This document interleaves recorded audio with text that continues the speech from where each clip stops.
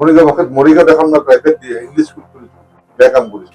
আন্তৰ্জাতিক পৰ্যায়ত 100 চেঞ্চুৰী খোলাৰ কাৰণে চিন্তা কৰোঁ। বিধায়ক হওঁ নহওঁ, টিকেট পাওঁ নাপাওঁ, মৰিগাঁওবাসীৰ ওপৰত নিৰ্ভৰশীল 20-30 হাজাৰ যুৱক যুৱতী সংস্থাপিত কৰাৰ কাৰণে মই পন্থা ল'ব পাৰিম, প্ৰজেক্ট কৰিব পাৰিম। প্ৰজেক্টবিলাক ৰেডি আছে বুলি ক'লে ভুল নহয়। তুমি শেলুকৰ বিষয়ে জানে, শেলুক খাই পাইছে? কিমান উপকাৰী বস্তু, কিমান মূল্যৱান বস্তু মৰিগাঁৱত এভেইলেবল আছে, আছে নে নাই? কোনোবাই ক'লে হাঁহিব, এই আইনৰ মানুহ হয় শেলুকৰ কথা কৈছে।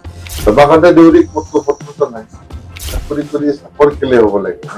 1 কেজি ভেনিলাৰ দাম মিনিমাম 25,000। ভেনিলা বনাবলৈতো বহুত কথা নালাগে। প্ৰত্যেকটা বস্তুতে মই ভেনিলা খেতি কৰাই দিম, মই কৰাই দিম যদি ৰাইজে তাৰ কাৰণে মোক কোনো ধৰণৰ উপদৌকনটো দূৰৰে কথা, কোনো ধৰণৰ মৰমনিও দিওঁ। মৰিগাঁৱৰ মানুহজন গুৱাহাটীত নানে, মই মৰিগাঁৱত কেছ কৰিব গৈছোঁ। মৰিগাঁৱৰ এক্সট্ৰিমিষ্ট গ্ৰুপ যিটো পিয়ৰ লিবাৰেশ্যন আৰ্মি, সিহঁতক মই উদ্ধাৰ কৰিছোঁ। মোৰ দুখ নেকি তাৰ কাৰণে? তেওঁলোকক ভাল পথত অনাৰ কাৰণে কি মোৰ দুখ হ'ল নেকি? তেওঁলোকে ভালে পাব লাগে, আশীৰ্বাদে দিব লাগে। কিন্তু বন্দুকৰ পানী মানুহ বনাইছো, খেতিয়ক কৰিছো, কোনোবাই কিবা হৈছে, চাকৰি পাইছে নাই পাই তেওঁলোকক, কিন্তু বন্দুকটো এৰাইছো।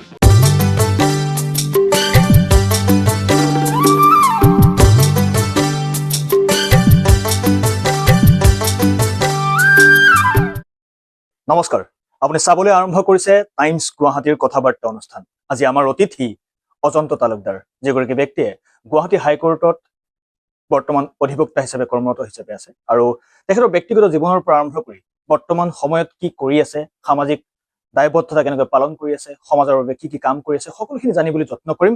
প্ৰথমতে পুনৰবাৰ তেখেতক চিনাকি কৰাই দিব বিচাৰিছো, আমাৰ আজিৰ অতিথি অজন্ত তালুকদাৰ দেৱ। নমস্কাৰ। আমাৰ অনুষ্ঠানলৈ আপোনাক পুনৰবাৰ স্বাগতম জনাইছো।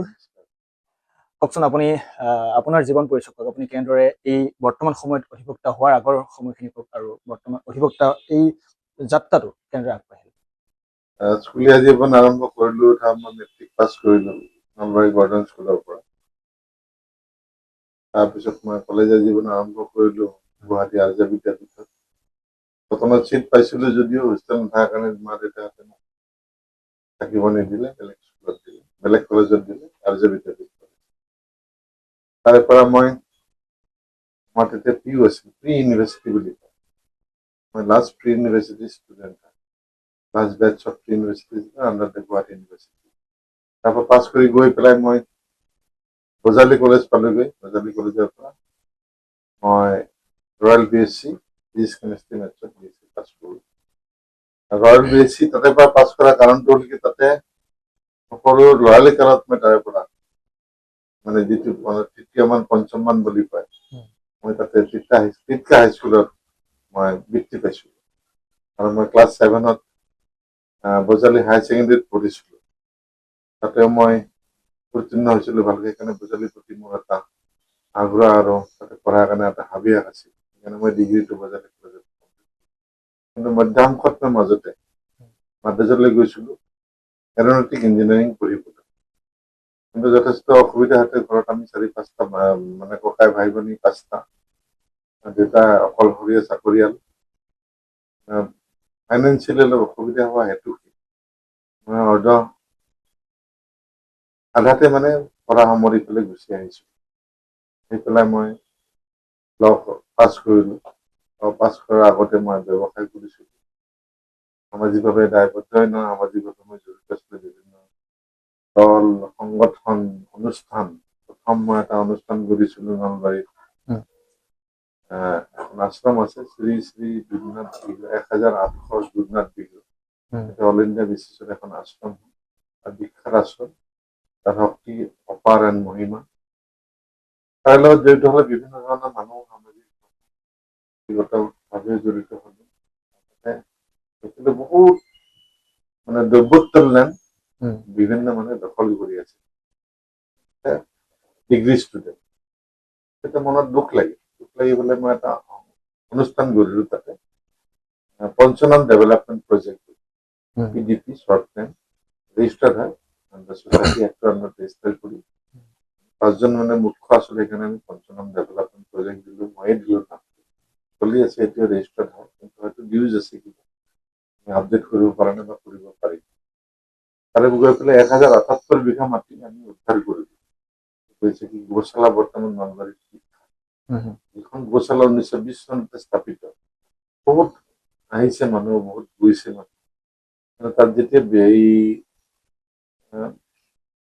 মুখ্যমন্ত্ৰী আছিলে অসমত তেতিয়া আছিলে পাঞ্জাৱৰ মহেন্দ্ৰ মোহন চৌধুৰী আছিল গভৰ্ণৰ পাঞ্জাৱ তেতিয়া তেওঁ গুৰু দান কৰিছিল গিফ্ট কৰিছিলে সেই আশ্ৰমখন গোশালাখন নলবাৰী গোশালা আশ্ৰম অতিকৈ জনাজাত আশ্ৰম বহুত বিখ্যাত আশ্ৰম এতিয়াও যথেষ্ট গুৰু আছে এইবিলাকৰ প্ৰতিফলন আজি তাৰিখলৈকে মোৰ সম্পৰ্ক আছে বিভিন্ন দানা গুৱাহাটীৰ পৰা পঠাৰ ব্যৱস্থা কৰো মই মাজে মাজে গৈ চাওঁ দৰ্শন কৰো কিবা লং গো মাতা আপুনিতো RSS লগতো জড়িত আছিলে সংঘৰ লগত মই ডাইৰেক্ট জড়িত নহলে মই ইনডাইৰেক্ট আছো তাৰমানে কিয় আমি পঢ়া শুনা কৰো সময় দিব নোৱাৰো কিন্তু সময় দিওঁ হয়তো সংঘৰ ধ্বজাখনৰ মই হয়তো পুতি দিছিলো এদিন এটা সময়ত Nalbari in the year of 1980 something তেতিয়াৰ পৰা সম্পৰ্ক আছে সেই সম্পৰ্ক আজিলৈকে বাহাল আছে এতিয়া আছিলে আমাৰ মানে ক'ব গ'লে শ্ৰদ্ধাৰ ডক্টৰ উমেশ চক্ৰৱৰ্তী ডাঙৰীয়া আজিও উত্তৰ পূব প্ৰান্তৰ সৰসংঘ চালক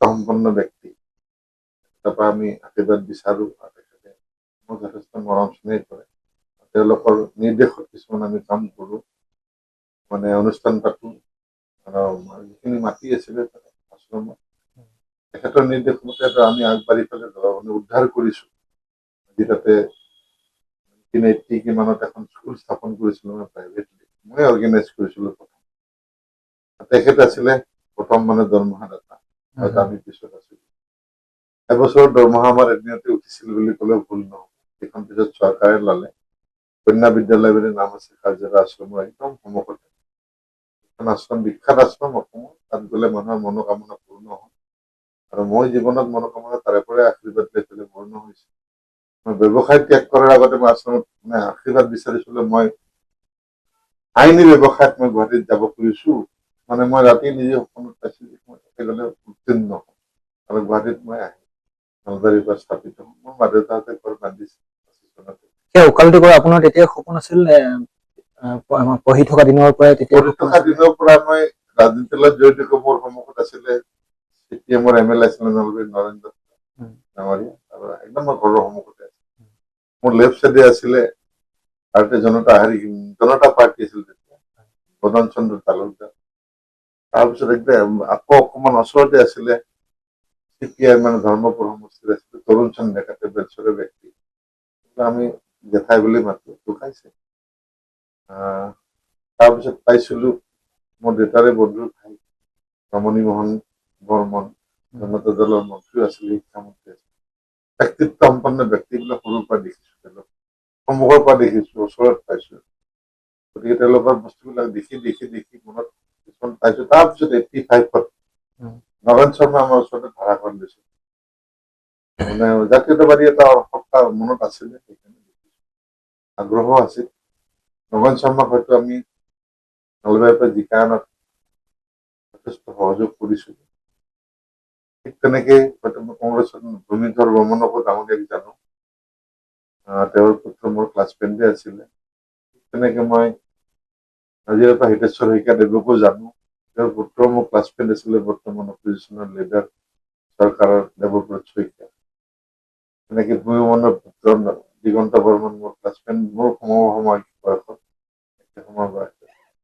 ঠিক তেনেকে মই গুৱাহাটীত আহি পাইছো এটা আমাৰ পূৰ্বৰ মুখ্যমন্ত্ৰীৰ আইন উপদেষ্টা শান্তনু ভৰালীও মোৰ সময় তেনেকে বহুত দেখিছো বৰ্তমান চৰকাৰত থকা ৰঞ্জিত দাস তেওঁ মোৰ ক্লাছমেট বকৰত মই পঢ়িছিলো এটা সময় ক্লাছ 8-ত তাক একেলগে পাইছো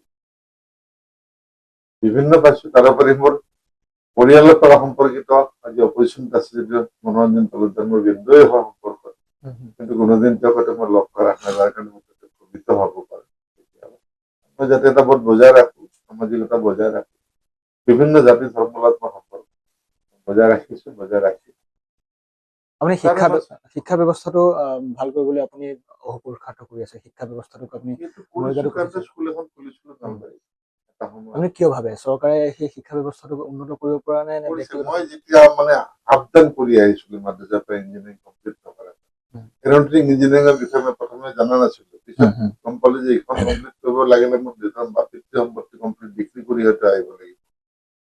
তেতিয়া মোক যথেষ্ট সহযোগ কৰিছিল। দেউতা পিডব্লিউডিত চাকৰি কৰিছিল, কৰিছিল 2010 চনত ঢুকাইছিল। আৰু আমি 4 ভাই এটা ভণ্টি, সেইবিলাকে আমি শিক্ষিত বুলি ক'লেও অশুদ্ধ নহয়। গুৱাহাটী 6 মাইলত আমাৰ ৰাস্তাৰ কাষত মাটি আছে, আমি পঢ়া শুনাত অসুবিধা হ'ব হেতুকে মা দেউতাই মানে ডিচিশ্যন লৈ পেলাই ভিতৰত বেলেগৰ লগত মাটি এক্সচেঞ্জ কৰিছিল, যাতে গাড়ী মটৰৰ শব্দ নহয়। হয়তো প্ৰথম অলপ দুখ লাগিছিল, ৰাস্তা কাষৰ মাটি থাকিলে আমি ব্যৱসায় কৰি দোকান পোহাৰ ভাড়া দি হয়তো লাখ টকা মালিক হ'ব পাৰিলোহেঁতেন মাহেকীয়া হিচাপে। কিন্তু পিছত সুখী আমি এটাই কাৰণত সুখী, আমি প্ৰত্যেকে শিক্ষিত, প্ৰত্যেকে আজিব পাৰো, প্ৰত্যেকে আজিছো। মানে আজি প্ৰতিষ্ঠিত গুৱাহাটীত মোৰ ভণ্টিও, তাই চাকৰি নকৰিব পাৰে, তাই প্ৰতিষ্ঠিত, তাই গুৱাহাটীতে বিয়া দিছো। ভাইটিও মোৰ প্ৰতিষ্ঠিত, তাতে এটা প্ৰখ্যাত বিল্ডাৰ্ছ বুলি ক'লেও ভুল নহ'ব, লটাছ বিল্ডাৰ্ছ মোৰ ভাইটিৰে হয়। আৰু মানে ভগ্নী সংগঠন JSF জনসংখ্যা বিস্ফোৰণ ফাউণ্ডেশ্যনৰ অধ্যক্ষ আছিলে অসমৰ সংগঠন স্বয়ংসেৱক সংঘ 2000 আমি অৰিহণা বিলাক বিভিন্ন ধৰণে আহৰণ কৰিছো। আনৰ কাৰণে কৰিব পাৰিলে আমি শান্তি পাওঁ, আৰু আনৰ কাৰণে এদৌ দুদৌকৈ কৰি গৈছো। ঠিক তেনেকৈ মই আহি পেলাই মৰিগাঁৱত বহুত বছৰ আগৰ পৰা সম্পৰ্কিত আছে, সেই সংগঠনত যাওঁ, কেছ কৰি পেলাই উপভোগ কৰোঁ। মানে শ্ৰেণী যিটো প্ৰাকৃতিক পৰিৱেশ, সেইটো পৰিৱেশ বেলেগ ক্ষেত্ৰতো পাবলৈ অলপ টান, কিন্তু মৰিগাঁৱত আজিও বিৰাজমান। তেনেকে আহিলো, আহি পেলাই 9 বছৰ আগতে এখন স্কুল স্থাপন কৰিলো। এখন পৰিচালনা কৰি আছে পূৰ্বৰ যিটো আমাৰ শ্যাম দাস চেয়াৰমেন হয়, মই আছো MD হিচাপে। যদি মই দূৰৰ পৰাই চাওঁ, তেওঁলোকে বিশেষকৈ 24/7 জড়িত থাকে, অসুবিধা থাকিলে মই তাৰপিছত মই ওচৰৰ গাঁওবোৰবিলাক মই দৰ্শন কৰিলো, ঘৰত গলো, গৈ মই বঙালধাৰা দক্ষিণেশ্বৰত এখন ইউনিভাৰ্চিটি খোলাৰ কাৰণে মোক আগ্ৰহ কৰিলে বুজৰ বুঢ়া ছাৰ, এতিয়া ভাইচ চেঞ্চেলৰ এগ্ৰিকালচাৰ ইউনিভাৰ্চিটি নলবাৰীৰ ব্যক্তি, পৰিচিত আগৰ পৰা। তেখেতে মোক উপস্থাপন কৰিলে, মানে এইখন সহায় কৰি দিব লাগিব। নিশ্চয় কৰিম। মই শিক্ষাৰ ক্ষেত্ৰত অগ্ৰণী ভূমিকা ল'বলৈ মই আগ্ৰহী। মোৰ যদি ক্ষতিও হয় প্ৰফেশ্যনত, মানে আইনী প্ৰফেশ্যনত, ব্যৱসায়ত মোৰ যদি ক্ষতিও হয়, তথাপিও মানে শিক্ষাৰ ক্ষেত্ৰত মই আগ্ৰহী কাৰণে আগবাঢ়ি গলো। 2016 চনত বা 3 বছৰৰ ভিতৰত 2018 চনত অলপ মাটি বাৰী যাতে কিনাৰ ব্যৱস্থা কৰা হ'ল, প্ৰায় 100 বিঘাৰ ওপৰত। বাউণ্ডাৰী ৱালো দিয়া হ'ল, কোভিড আহিল, অলপ গভীৰ হ'ল। ইউনিভাৰ্চিটিখন এতিয়া হৈ উঠা নাই, সেইকাৰণে মনত খুব আৰু দুখো আছে। তাৰিও হয়তো আগবাঢ়ি যোৱা নাই কাৰণে আমি দূৰ কৰিব বিচৰা নাই। ছাৰৰ সেই অপূৰণীয় কামখিনি পূৰণ কৰাৰ কাৰণে মোৰ মনত দৃঢ়তা আছে। এদিন মই দেশীয়ভাৱে যদি মই এপ্ৰুভ কৰিব পাৰো, তেতিয়া এটা প্ৰয়োজনীয়তা আছে, ৰাজনৈতিকভাৱে সম্পৰ্ক হ'ব লাগে। যেতিয়া মই উপলব্ধি কৰি দেখিলো যে এবাৰৰ কাৰণে যদি বিধায়ক হ'ব পাৰো, এবাৰৰ কাৰণে চিন্তা কৰিছো। এই হেতুকে মই 4 ফেব্ৰুৱাৰীত মই মৰিগাঁও জিলা বিজেপিত মই আবেদন দাখিল কৰিছো। মোক বিবেচনা কৰে বিধায়কৰ কাৰণে নকৰে, সেইটো বিজেপিৰ দৰ্শনৰ ভিতৰত থাকিব। মোৰ কৰ্মৰ ওপৰত থাকিব। মোৰ কৰ্মৰ মই কোনো ক্ষতি কৰা নাই, ক্ষতিও কৰা নাই, আৰু মই মৰিগাঁওবাসীৰটো ক্ষতি জীৱনত কৰা নাই, আৰু ভৱিষ্যতেও নকৰি জীয়াই থাকো। দলে যদি আপোনাক টিকটটো দিয়ে, অনাগত দিনত আপুনি কি প্ৰতিশ্ৰুতি দিব, বা প্ৰত্যাহ্বান আপোনাৰ বাবে বহুত থাকিব, প্ৰতিশ্ৰুতি কি দিব যে মৰিগাঁওবাসীয়ে মোৰ পৰা এইখিনি আশা কৰিব পাৰিব? শিক্ষা ব্যৱস্থাটোৰ কথা আপুনি ক'লে, শিক্ষা ব্যৱস্থা আপুনি ভাল আগবঢ়াই লৈ যাব। ইউনিভাৰ্চিটি নাই, এই ইউনিভাৰ্চিটিখন যদি স্থাপন কৰিব, তাত কিবা এটা সৌভাগ্যৱান হ'ব পাৰো।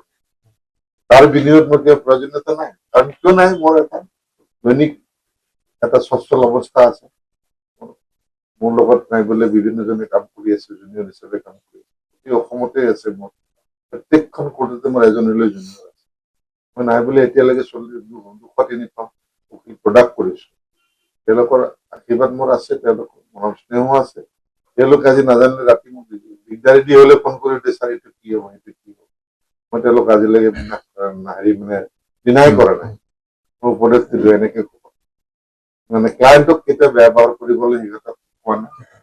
কোনো ধৰণৰ চিনিয়ৰ আগত মই চিগাৰেট মদ ভাং খাবলৈ শিকোৱা নাই। এতিয়া মই নিজৰ ধৰ্ম বুলি ভাবো, সেই ধৰ্ম পালন কৰি আগবাঢ়ি আছো। আৰু মই নিজেই ধৰ্মৰ প্ৰতি বিশ্বাস আছে। বিভিন্ন ধৰ্মীয় অনুষ্ঠানত মই জড়িত থাকো। মোক নিমন্ত্ৰণো দিয়ে, মই কি ভাগ্য বা সৌভাগ্য মই নিজে নাজানো, পাওঁ মই যাওঁ।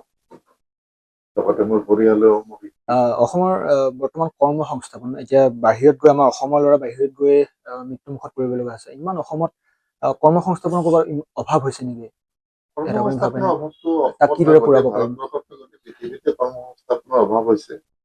ইলেক্ট্ৰনিক যেতিয়া এডভান্স হৈছে, তেতিয়া মানুহৰ অভাৱ হৈছে কি মানুহৰ প্ৰয়োজনীয়তা নাই। এয়াই আমাক ক'ৰবাত নহয় ক'ৰবাত শেষ কৰিছে নেকি? এয়া আমাক শিক্ষাও দিছে, এয়া আমাক বিপদতো পেলাইছে। ইয়াতো সৎ প্ৰয়োগ হলেতো উপকাৰ আছে, নহয় জানো? সেইটোৰ প্ৰতি মই আকৃষ্ট, আজিও আকৃষ্ট, ভৱিষ্যতে থাকিলে চেষ্টা কৰিম যিকোনো প্ৰকাৰে।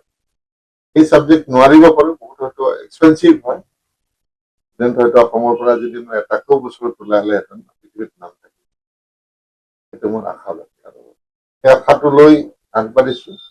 এবাৰ যদি বিধায়ক হ'ব পাৰো, চৰকাৰী যিখিনি সুবিধা সেইখিনি গ্ৰহণ কৰাত অলপ সুবিধা হয়। হয়তো তেওঁলোকে আগৰ বিধায়ক বা বৰ্তমানৰ বিধায়ক তেওঁলোকে যিটো কথা হয়তো ভাবিব পাৰে বা ভাবিছে যদিও হয়তো প্ৰয়োগ কৰিব পৰা নাই। কিবা এটা হয়তো ব্যৱস্থাটো ত্ৰুটি আছে বুলি ভাবো মই, কিন্তু মই তাকো দোষাৰোপ নকৰো। আপুনি ভাবেনে এজন ৰাজনীতিবিদ হ'বলৈ শিক্ষাৰো প্ৰয়োজন, যে এই কথা আপুনি ভাবেনে? আপুনি বৰ্তমান ওকালতি কৰি যিখিনি শিক্ষা লৈ এগৰাকী কাইলৈ যদি বিধায়ক হৈ যায়, শিক্ষিত বিধায়ক হিচাপে আপোনাৰ নামটো যেতিয়া উজ্জ্বলিব, আপুনিতো শিক্ষাটো নহলেতো অশিক্ষিতজনো শিক্ষা আছে। তাৰমানে সেই শিক্ষা সি মেট্ৰিক পাছ কৰিব পাৰে, সেইটোতো শিক্ষা। তেওঁৰতো প্ৰয়োজনীয়তা আছে নাই? যদি সকলোৱে ডিগ্ৰী পাছ কৰি থাকে, তেওঁলোকে তলৰ কামখিনি পিয়ন হবলৈ তাত পাব ন। কিন্তু আজি দুখ লগা, দুখজনক মানে অসমত ভাৰতবৰ্ষত সাধাৰণ পিয়নৰ পোষ্টত মাষ্টাৰ ডিগ্ৰী হোল্ডাৰে এপ্লিকেশ্যন, কিন্তু সেই প্ৰভিজনটোৱে থাকিব নালাগে। পিয়নৰ পোষ্টৰ প্ৰভিজনটো ক্লাছ 8 বা ক্লাছ 10 মেক্সিমাম মেট্ৰিকুলেট হ'ব লাগে, আৰু ওপৰখিনি নট এলাউড হ'ব লাগে। আচল মানে পৰীক্ষাৰ্থী, আচল কৰ্মযোগীখিনি পোৱা যাব। এজন যদি মাষ্টাৰ ডিগ্ৰী হোল্ডাৰে পিয়ন হবলৈ যায়, তেওঁৰ ব্যৱহাৰ কেনেকুৱা হ'ব পাৰে? ইগ' ফেমটো থাকিব ন, সেই প্ৰব্লেমটো আহি পৰিব। সেইটো ছেগ্ৰিগেট কৰিব লাগিব। এইটো নহয় যে মাষ্টাৰ ডিগ্ৰী আছে, মই চাকৰি পোৱা নাই, সেইকাৰণে মই পিয়ন কৰিম, সেইটো নহয়। তাৰ কাৰণে বিভিন্ন সুযোগ আছে। সেই সুযোগখিনি বিশেষকৈ মৰিগাঁৱত আছে। কিমানখিনি আছে মৰিগাঁৱত ভাবিব নোৱাৰি। কিন্তু বৰ্তমান সময়তো দেখা গৈছে যিখিনি মাষ্টাৰ ডিগ্ৰী কৰি আছে, MCA কৰিছে, MSc কৰিছে, BSc কৰিছে, সেইখিনি 4th গ্ৰেডৰ ফালে তেওঁলোকে ধাৱমান হৈছে যে মই লাগিলে 18-20 হাজাৰ টকাতে দৰমহা কৰি থাকিম। কিয় তেওঁলোকে নিজাকে এটা সেইটো ক্ৰিয়েচন অসমত গঢ়ি উঠা চাকৰি হলে সকলো হয় নেকি? অসমত সেইখিনি ক্ৰিয়েচন গঢ়ি উঠা নাই। চৰকাৰে কৰিব পাৰিছে নোৱাৰিছে মই ক'বলৈ যাওঁ, অভিযোগ নাই, কিন্তু গঢ়ি উঠা নাই। কিয় উঠা নাই? এইটো ডাঙৰ সমস্যা। কৰ্ম সংস্কৃতিৰ কিবা অভাৱ হৈছে নেকি? নিশ্চয় কৰ্ম সংস্কৃতিৰ অভাৱ হৈছে। কৃষি সংস্কৃতি ডাঙৰ সংস্কৃতি, কৃষি বিপ্লৱ আনিব কিয় পৰা নাই? চৰকাৰক দোষাৰোপ নকৰো, চৰকাৰৰ প্ৰজেক্ট আছে, প্ৰজেক্টখিনি এপ্লিকেণ্ট নাই। আপুনি সেইদিনাখনো কৈছিল যে পাঞ্জাৱত সেই কথাটো কওক, পাঞ্জাৱত মাটিত মানে ভৰি দিবলৈ খালী ঠাই নাই। মোৰ 14 বছৰৰ কাৰণে বন্ধু এজনে আহি মদত মৰিগাঁৱত মই কেঁচুৱাত গৈছিলো, সি গাড়ী ৰখাই পেলাই মোক ৰখাব গৈছে, বুলি কি হ'ল? তাৰপিছত সি কান্দিছে না, খালী ঠাই পেলাই মূৰত মানে কান্দিছে, এনেকে কান্দিছে, মোৰ দুখ লাগিছে। কি হ'ল, তোৰ মা মৰিছে নেকি? নহয়, इतना खाली जमीन पड़ा हुआ है, इधर से देखे जितना दूर है फिर भी खाली जमीन है। हमारा पंजाब में तो खाली जमीन है ही नहीं, पाव देने का जमीन नहीं है, खाली जमीन মানে চবতে খেতি আছে। মানে ইয়াতে মানে ইমানেই দুখ কৰিছে, সেই দুখখিনি মোৰ মনত লাগি গ'ল আজি পাছত। তেতিয়া মই মৰিগাঁৱত কৈছো নাই, ইয়াতে খেতি কৰিলেতো চবতেখিনি পোৱা যায়, আৰু খেতি তেনেকে নকৰাকে থকা নাই, আছো, কৰি আছো। অসমীয়াই খেতি এৰিছে, মিয়াখিনিয়ে খেতি নকৰিলে বা আধিকে নকৰিলে অসমীয়াখিনিয়ে মানে নাপায় খেতি। কিন্তু আমাৰ অভিযোগ প্ৰতি অভিযোগ, আমি কৰা খেতিখিনিত যদি আমাৰ তাতে মিয়াই কৰে, তাতে আপত্তি কি আছে? আমাৰ যদি মানুহ ধৰা মোৰ কষ্ট কৰিব পাৰে, মোৰ 20 বিঘা কষ্ট কোনো সকলোৱে কৰিব পাৰে, কৰাৰ ইচ্ছা কৰা মোৰ 20 বিঘা মাটি আছে, এজন মিয়াৰ মাটি নাই, সেইটো বিচাৰিব কাম কৰাৰ কাৰণে। মোৰ 20 বিঘা মাটি কাম কৰাৰ কাৰণে মোৰ ঘৰত মানুহেই নাই, তেতিয়া আপুনি কি কৰিব? ওচৰৰ মানুহখিনিক আনিব লাগিব, তেওঁলোকক মানে সংগঠন কৰিবলৈ, তোমালোকে খেতি কৰা, বিনিময় লোৱা, তাৰে পিনে অমুক হাজিৰা লোৱা, অমুক ইমান আছে ন। আপুনি মৰিগাঁৱৰ বাসিন্দা হিচাপে, মৰিগাঁৱৰ আজি ৰিপৰ্টাৰ হ'ব পাৰে, কিন্তু বাসিন্দাটো হয়। আপুনি নিজে যেনে চাওকচোন, আপুনি জাগিৰোডৰ পৰা মৰিগাঁও টাউনলৈকে যাওক, লেফ্ট ৰাইট চাওকচোন, খেতি কিমান আছে, খালী মাটি কিমান আছে। তাতে এখন বিখ্যাত চাৰণ বিল আছে, তাতে যদি বৈজ্ঞানিক পদ্ধতিৰে খেতি কৰে ন, তাতে নাই বোলে 10,000 এমপ্লয়মেণ্ট চলিব। সেয়া কেনেদৰে সম্ভৱ হ'ব আপুনি? সম্ভৱ নোহোৱাৰ কি কাৰণ আছে? ইকো চাইনিজ হেচাৰি বিচাৰি কৰিবলৈ আমাক নেচাৰি দি থৈছে। কাৰণ বিল তাতে খেলা পাতিছে, 33তম এছিয়ান গেমছ পাতি গৈছে, মানে চাব গৈছে। তাৰপিছত কি কৰিছে তো কোনো চাব জানে, বছৰত এবাৰে তাক ব্যৱহাৰ কৰা হৈছে। আজি তাতে মাছখিনি হয়তো লিজত দিছে, কোনোবাই লাভৱান হৈছে, কোনোবাই মাছ খাইছে নাই খোৱা, কিন্তু লিজত দিয়াতকৈ যদি ভাগ ভাগকৈ দিলে হয়, তাতে 1,000, 2,000, 3,000 মানে শিক্ষিত নিবনুৱা যুৱক যুৱতী সংস্থাপিত হয়। এতিয়াও পৰা সময় আছে, 1 বছৰৰ ভিতৰত কৰিব পৰা বিষয়। জিলাখনৰ বাবে ৰেভিনিউ অলপ গোট খালে কিয় নাখাব? 3,000, 4,000 যুৱক যুৱতী সংস্থাপিত হলে ৰেভিনিউ ৰিজাৰ্ভ থাকিব, দৰমহা দিবলৈ তেওঁলোকে চৰকাৰক ডনেশ্যন দিব পাৰিব। মৰিগাঁওখনতো মাছ মীন পালনৰ বাবে মৰিগাঁওখনৰ নাম গোটেই অসমৰ ভিতৰতে গম পাই আছে। বৰ্তমান বিধায়কো আছে, বৈজ্ঞানিক পদ্ধতিখিনি প্ৰত্যেক পৰিয়ালে কৰা নাই। সৰু পুখুৰী খান্দিবলৈ টান পায়, চৰকাৰে আজি চাবচিডি দিছে, 50%লৈকে চাবচিডি দিছে। চাবচিডিটো ল'বৰ কাৰণে পুখুৰীটো খান্দিছে, তাতে খেতিখিনি, মাছৰ খেতিখিনি বঢ়োৱাৰ কাৰণে চিন্তা কৰা নাই। এবাৰ কৰিছে, ভাবিছে মই এবাৰ ধনী হৈ গলো চাবচিডি পোৱাৰ কাৰণে, ভুল ধাৰণা। এই ধাৰণাখিনি আঁতৰাবৰ কাৰণে গোটেই গাঁও চুবুৰী সেইখিনি আমি মানে সঞ্চালিত হৈ থাকিব লাগিব, বিভিন্ন যুৱক যুৱতী।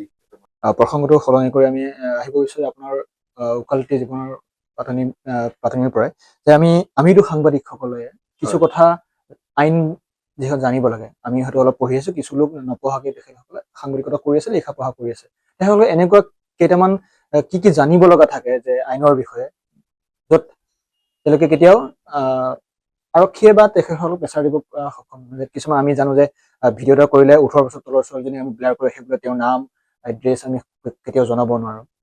তেনেকুৱা আমি সাংবাদিকসকলে অকমান মানে ক'ৰবাত নহয় ক'ৰবাত দায়বদ্ধতাখিনি ৰাখিব লগা আছে। সাংবাদিকখিনি যেতিয়া ফিল্ডত নামিব, তেওঁলোকতো সাংবাদিক মানে ক'ব গ'লে 24/7, মানে মৃত্যুঞ্জয় গাড়ীখন যেনেকে 108, সেইখিনি দায়বদ্ধতা আছে কি স্তম্ভ বুলি এনেকে কোৱা নাই, সেইকাৰণে কৈছো নহয় জানো। গতিকে তাতে যিখিনি আইনী দায়বদ্ধতা আছে সেইখিনি সকলে মোবাইলত হওক, আজিকালি সকলোৰে মোবাইল আছে, সেইখিনি নিজে আপলোড কৰি ল'ব লাগে। নাজানাখিনি আনৰ পৰা শিকি ল'ব লাগিব। এইটো নহয় যে মই আজি জানি আহিছো, নহয় আপুনি হয়তো নাজানে, আপোনাৰ মাজতো আছে, নাজানাখিনি জানি ল'ব লাগিব। ঠিক তেনেকে আজি হয়তো মই পুলিচ হেণ্ডবুক এখন দিম আপোনালোকক, তাতে গোটেইখিনি আছে, সেইখিনি আপোনালোকে PDF কৰি মোবাইলত ছবি লৈ ল'ব। আৰু মই গৰ্বেৰে ক'ব খুজিছো, মই প্ৰথম অসমীয়া, মই ভাৰতবৰ্ষৰ আইনৰ ওপৰত কেইবাখনো কিতাপ কৰিছো।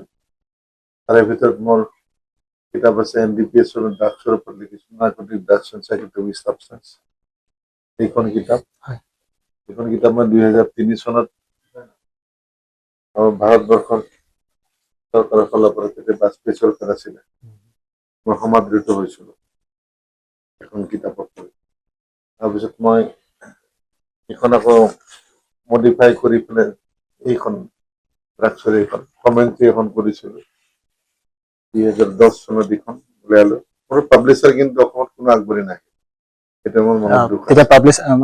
মোৰ পাব্লিচাৰ মই মানে যিকোনো পাব্লিচাৰৰ ওচৰত মই হাত জোৰ কৰি গৈছো, মই লাগিলে টকা পইচা খৰচ কৰি পাব্লিছ কৰিবলৈ সাহস নকৰে। এতিয়া মই এলাহাবাদ গৈ পালো, এলাহাবাদ মানে hub of the civil line, মানে ল বুকছ চিনাকি হৈছিলো, পৰিচিত হৈছিলো। এতিয়া মানে উত্তৰ প্ৰদেশৰ বিজেপিৰ উপাধ্যক্ষ RRD ৰাম ৰক্ষক দ্বিবেদী, তেখেতে মোক যথেষ্ট সহায় কৰিলে, পাব্লিছ কৰিম বুলি কথা দিলে। তেখেতকো গুৱাহাটীত আহিলে মই তেওঁৰ কিতাপ যিমান পাব্লিছ কৰিছে, দ্বিবেদী ল হাউচ, স্কাইলাইন ল হাউচ তেওঁ লৰাই কৰিছে, অসমত মই সেইখিনি সহযোগিতা আগবঢ়ালো। হয়তো মই টকা পইচা যথেষ্ট দিবলগীয়া নহলে, খৰচ তেওঁ মানে ক্লাব কৰি ললে, পাব্লিছ কৰিলে, দেশত নাম হ'ল, মোৰো নিজৰ ভাল লাগিল। 2010 চনৰ এইখন কিতাপ ওলোৱাৰ আগতে মই 2009 চনত লণ্ডনলৈ গৈছো, to the royal court of justice London, পৃথিৱীৰ ভিতৰত ডাঙৰ court, largest court in the world. সেইটো মই হেপী ফিল কৰো নিজকে, বিভিন্ন দেশত মই পোষ্ট কৰি দিছো, মোৰ নেবাৰিং কাণ্ট্ৰি শত্ৰু কাণ্ট্ৰিকো হয়তো দিছো সেইবিলাক কিতাপখন জনাৰ কাৰণে ড্ৰাগছৰ ওপৰত লিখা আমাৰ ড্ৰাগছ আৰু বিদেশৰ ড্ৰাগছৰ আইনটো বহুত বহুত শক্তিশালী, আমাৰতো বহুত চফ্ট, ড্ৰাগছত বহুত ধ্বংস হৈ গৈছে ল'ৰা ছোৱালী, তাৰে এগেইনষ্টত মই কিছুমান কাম কৰো। আপোনাৰ বাবে ওকালতিটো পেচা বা নিচা বৰ্তমান গমে পালো, পেচাও আছে আপোনাৰ নিচাও আছে, গতিকে ওকালতি আপুনি আৰম্ভ কৰিছে। বৰ্তমান নতুন প্ৰজন্মই ওকালতিৰ প্ৰতি বহুত ধাউন আছে। আগতে আমি মৰিগাঁও কোৰ্টতে হওক দেখো যে অতি বেছি চাগে 15-20 জন এনেকুৱা দেখিছিল, বৰ্তমানতো প্ৰায় শতাধিক হৈ গ'ল। তেওঁলোকে ইয়াৰ এটা বিশেষ কাৰণ আছে, মই ৰয়েল BSc পাছ কৰি মই ওকালতি কৰিছো। ৰয়েল BSc পাছ কৰাৰ পিছত চাকৰি অভাৱ নাছিল, মইতো আজি DF CF CCF কেতিয়াবাই পালোহেঁতেন ৰেঞ্জাৰ, কোনো কথা। কিন্তু মা দেউতাহঁতে কৈছে কি চাকৰি কৰি চাকৰি কেলে হ'ব লাগে, সেই কথাটো মানে দেউতাই মানে বহুত কষ্ট কৰে যে দেখিছো, মই নকৰিলো। দাদা পাব্লিক হেল্থৰ ইঞ্জিনিয়াৰ, ৰিটায়াৰ কৰিছিল, চৰকাৰী এক্সটেনশ্যন দিছে, হাৰি যোৱা নাই কাৰণে হাৰি জিকিছো বুলি ক'লে ভুল নহয়। শুভকামনা থাকিল, আপোনাৰ পেছাগত জীৱনটো শুভকামনা থাকিল। মৰিগাঁওবাসীৰ নতুন চিন্তাৰে আপুনি মৰিগাঁওবাসীৰ বাবে কাম কৰিবলৈ ওলাই আহিছে, তাৰ বাবে আপোনাক বহুত বহুত শুভেচ্ছা টাইমছ স্কুৱেৰৰ জৰিয়তে। অনাগত দিনত যদি আপুনি বিধায়ক হিচাপে যায়, মই পুনৰবাৰ আকৌ সেই তাতেই শেষ কৰিম যে মৰিগাঁওবাসীক আপুনি কি দিব বা কি প্ৰতিশ্ৰুতি দিব যে মৰিগাঁওবাসীয়ে আপোনাক ভোট দিব, কিয় ভোট দিব। আপুনি বেলেগ এটা সমষ্টিৰ পৰা প্ৰতিনিধিত্ব কৰে, কিন্তু মৰিগাঁওৰ বাবে আপুনি সেই প্ৰশ্নটো বৰ্তমান সমীক্ষাত আছে, কৈ আছে যে কিয় তেখেত বাহিৰৰ পৰা আহি মৰিগাঁৱৰ মানুহজন গুৱাহাটীত নানে, মই মৰিগাঁৱত কেছ কৰিব গৈছো। মৰিগাঁৱৰ এক্সট্ৰিমিষ্ট গ্ৰুপ যিটো তিৱা লিবাৰেশ্যন আৰ্মি, সিহঁতক মই উদ্ধাৰ কৰিছো। মোৰ দুখ নেকি তাৰ কাৰণে? তেওঁলোকে ভাল পথত অনাৰ কাৰণে কি মোৰ দুখ হ'ল নেকি? আপোনালোকে ভালে পাব লাগে, আশীৰ্বাদে দিব লাগে মোক। সেইটো বন্দুকৰ পৰা আনি মানুহ বনাইছো, খেতিয়ক কৰিছো, কোনোবাই কিবা হৈছে, চাকৰি পাইছে নাই পাই তেওঁলোকৰ কথা, কিন্তু বন্দুকটো এৰাইছো। এৰাবলৈ কি মৰিগাঁৱত মানুহ নাছিল? আছে, চেষ্টা কৰা নাছিল, মই চেষ্টা কৰিছো, এটা ভাল কৰিব পাৰিম, সৰু কথা। ইমান ধৰণৰ এক্সট্ৰিমিষ্ট গ্ৰুপ চাৰেণ্ডাৰ হৈছে, কিবা হৈছে। মৰিগাঁও তিৱা লিবাৰেশ্যন আৰ্মি এটা সৰু গ্ৰুপ আছে, আণ্ডাৰ প্ৰভাস KPLTৰ আণ্ডাৰত চলিছিলে। মই যিহেতু পাইছো প্ৰেক্টিকেলি ক'ব পাৰিছো, মই সমাধান কৰিছো। তাৰে এটা 1 নম্বৰ উদাহৰণ হৈছে প্ৰভাকৰ ডেকা LIS পুনা, আজি বিখ্যাত খেতিয়ক বুলি মৰিগাঁৱত সকলোৱে জানে, মই প্ৰভাইড কৰি দিছো। বৰে বৰে মই ক'ব পাৰো, তেওঁ নক'ব পাৰে। তেওঁ কওক সেই কৰা বুলি পাৰে যদি। কমল দাস নেলি, বিপুল দাস কিমান সংঘাতত পৰিছিল, গুলিয়াই মাৰিলে, উদ্ধাৰ কৰিছো, ৰিকুৱেষ্ট কৰিছো। অসমীয়া ল'ৰা, সাধাৰণ ঘৰৰ ল'ৰা, কিবা এটা মনৰ আশাত হাবি এষত গৈছে, কিবা কৰিম, কিবা পাৰিম বুলি তেওঁলোকতো উদ্ধাৰ কৰিছো। কিবা বেয়া কাম কৰিছো কওক পাৰে যদি মৰিগাঁওবাসী। মৰিগাঁৱত এখন মই প্ৰাইভেট ইংলিছ স্কুল খুলিছো, বেয়া কাম কৰিছো? মইতো কৈছো তাতে পৰাটো ফৰেষ্ট ফেমিলি, কোনোবা যদি আছে ইংলিছ মিডিয়াম পঢ়িবলৈ ইচ্ছা আছে, মই বিনা পইচাত মই দিয়াই আছো ডিক্লাৰেশ্যন, মই MD হিচাপে। মৰিগাঁৱত মন্দিৰখিনি চাফ চিকুণ কৰাৰ কাৰণে মই ব্যৱস্থা কৰো। মৰিগাঁৱত মানুহৰ অভাৱ আছে নাই, মানে ইচ্ছা নাই, বা ইচ্ছা আছে যদিও কোনো সহযোগ নাই। মই বাছনাঘাট দুৰ্গা পূজা, আঞ্চলিক দুৰ্গা পূজা মই একদম জন্ম লগ্নৰ পৰা জড়িত আছো। মই মিঠাই বিলাবলৈ যাওঁ, মোৰ পৰিয়াল হয়, ইভেন মোৰ মা ঢুকাটো যোৱা বছৰ গৈছো, সেৱা জনাইছো দূৰৰ পৰাই।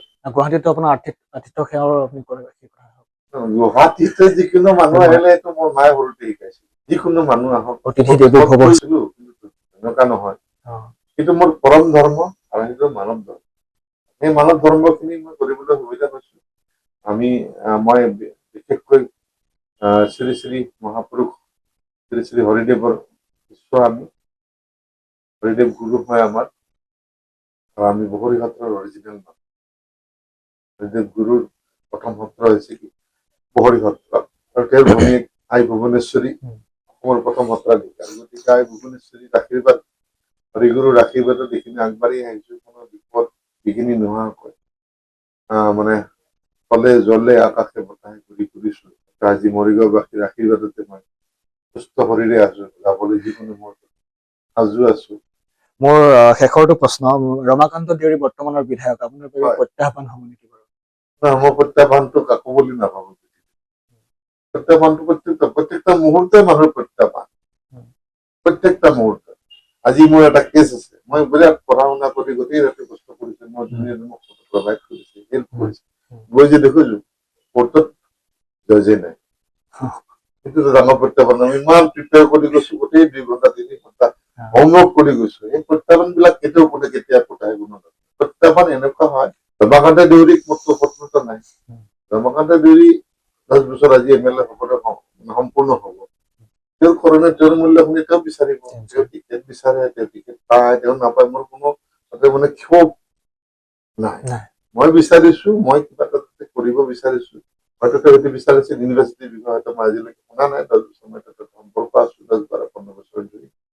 প্ৰত্যেক মাটি বহুত আছে, আৰু বন্টন আবন্টন মাটি মই বিভিন্ন ধৰণে ৰাখি থৈছো।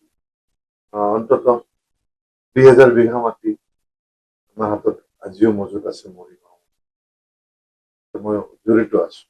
সেই মাটিৰ প্ৰতি মোৰ কোনো লোভ নাই। সেই মাটি ৰাইজৰ কাৰণে ৰাখি থৈছো, আৰু সেই মাটিত কোনো হস্তক্ষেপ কৰিব নোৱাৰে, সেইটো নিশ্চিত। বন্টন land cannot be acquired by the any people. বন্টন লেণ্ডত যদি বন্টন হয়, সেই মানুহজনে ৰেভিনিউ দিব নালাগে, সেইখনো আইন আছে। সেইখিনি মই জ্ঞাত, মই সেইটোৰ ওপৰত জড়িত হৈ আছো। তাতে মই এখন ভাবিছো আন্তৰ্জাতিক পৰ্যায়ত কাউ চেঞ্চুৰী খোলাৰ কাৰণে চিন্তা কৰি আছো।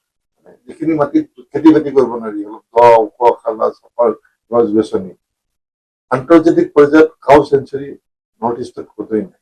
ভাৰতবৰ্ষত হয়তো 2খন বা 1খন আছে। সেই কাউ চেঞ্চুৰীখন খোলাৰ কাৰণে তাতে আমি বৈদিক আশ্ৰম এখন খুলিব পাৰিম।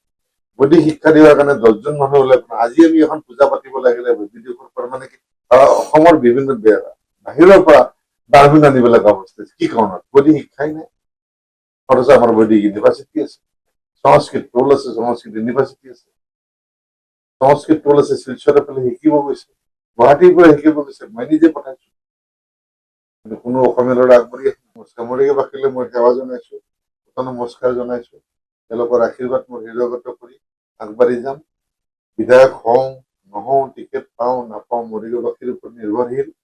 মৰিগাঁওবাসীয়ে যদি বিচাৰে নিশ্চয় পাম, পাবলৈ মই আশাবাদী। আৰু যিখিনি কৰণীয় আছে সেইখিনি মই বিধায়ক নহলেও কৰিব পৰা মোৰ সামৰ্থ্য আছে। হয়তো বেছি সময় লাগে, বিধায়কসকলে বহুত চৰকাৰী সুবিধা গ্ৰহণ কৰিব পাৰি। সেই সুবিধাখিনি আমি মই বিশেষকৈ যিহেতু আইনৰ ফালৰ পৰা বিশেষকৈ মই কিঞ্চিত হ'লে মই জ্ঞাত, সেইখিনি মই ইমপ্লিমেণ্ট কৰিব পাৰিম। এমপ্লয়মেণ্ট চল্ভটো আনএমপ্লয়মেণ্ট চল্ভ সৰু কথা বুলি ভাবো মই। 2 বছৰত মই নাই বোলে তাতে 20-30 হাজাৰ যুৱক যুৱতী সংস্থাপিত কৰাৰ কাৰণে মই পন্থা ল'ব পাৰিম, প্ৰজেক্ট কৰিব পাৰিম। প্ৰজেক্টবিলাক ৰেডি আছে বুলি ক'লে ভুল নহয়, এক্সপ্ৰেছ কৰিব খোজা নাই মই।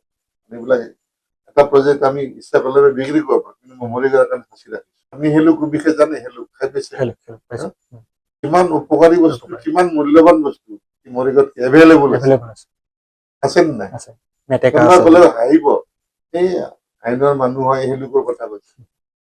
আমি হেলু ঘৰতে খাইছো না, আজিৰ তাৰিখতে খাওঁ কেতিয়াবা। তেনেকে কওঁ আপোনাৰ ভেনিলা, প্ৰত্যেকে বাৰ্থডে পাতে, ভেনিলা কেকো কিনে। ভেনিলাৰ দাম কিমান তুমি জানে জানো? 1 কেজি ভেনিলাৰ দাম মিনিমাম 25,000। ভেনিলা বনাবলৈতো বহুত মাটি নালাগে। প্ৰত্যেকটা বস্তুতে মই ভেনিলা খেতি কৰাই দিম, মই কৰাই দিম যদি ৰাইজে মোক বিচাৰে, বিধায়ক হিচাপে। তাৰ কাৰণে মোক কোনো ধৰণৰ উপঢৌকনটো দূৰৰে কথা, মোক কোনো ধৰণৰ বৰঙণিও দিব নালাগে। এনেই মই ট্ৰেইনিং কৰাই দিম। মই ট্ৰেইনিংবিলাক কৰাই থৈছো, এইবিলাক আজিকালি অনলাইনো পায়। আৰু মোৰ ছোৱালী এইখিনি শিক্ষিত, তাই বিশেষভাৱে তাই মোৰ ছোৱালী এজনীয়ে ছোৱালী, তাই MBA হয়, ল পঢ়ি আছে। চাকৰি বাদ দিছে, কৰ্পৰেট লাখ টকীয়া চাকৰি বাদ দি গৈছে, দেউতাকে খেতি কৰে। চাই দিছো, অবজাৰ্ভ কৰি দিছো, ক'ত আছে আৰম্ভ কৰিছো। ধান খেতি পেটেণ্ট বিদেশত চাপ্লাই কৰাৰ কাৰণে মৰিগাঁওবাসী ল'ৰাক মই আগুৱাই আনিম। শেষত আপোনালৈ পুনৰবাৰ ৰাজনীতিৰ এই পটভূমিত যেতিয়া আপুনি আগবাঢ়িছে, তাৰ বাবে আমি টাইমছৰ জৰিয়তে পুনৰবাৰ শুভেচ্ছা জ্ঞাপন কৰিছো। আপুনি হয়তো অনাগত দিনত বিধায়ক হৈ নাহিলেও ৰাইজৰ বাবে যি কাম কৰে, আপোনাৰ যি মানসিকতা, সেই মানসিকতা আমি শলাগ লৈছো। ৰাইজৰ কাৰণে আছো, মৰিগাঁওবাসীৰ কাৰণে কি আছো, এতিয়া বয়স লাহে আগবাঢ়ি গৈ থাকিব। গতিকে আমাৰ এই অনুষ্ঠানত আপুনি ইমান সময় সময় দিয়াৰ বাবে, মৰিগাঁওবাসীয়ে ইমান সময় তেখেতৰ এই অনুষ্ঠানটো চাই থকাৰ বাবে পুনৰবাৰ ধন্যবাদ জনাইছো। আৰু মই পুলক নাথে এই অনুষ্ঠানটোৰ পৰা আজিৰ বাবে বিদায় লৈছো। পুনৰ আমি নতুন খণ্ডত লগ পোৱাৰ প্ৰতিশ্ৰুতি দি বিদায় লৈছো। ধন্যবাদ।